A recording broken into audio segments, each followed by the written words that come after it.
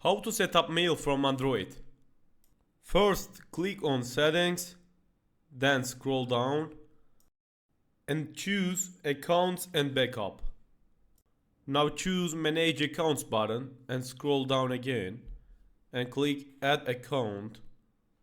We have two options here. I will choose POP and I recommend POP for you too.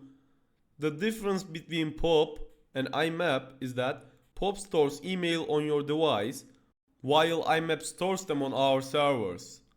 If you use IMAP, your email storage can quickly fill up and you might need to upgrade your package.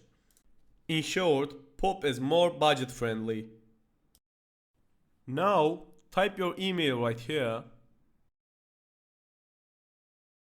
and press Manual Setup. Select the same option as you have just selected. I continue from POP 3. And now type your password right here. Press Next.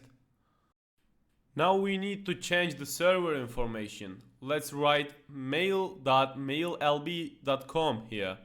This is optional. I will choose Never and press the Next button. Now let's do the same thing. Change the servers, mail.maillb.com and Next. Now change your account options however you want. Now click Next.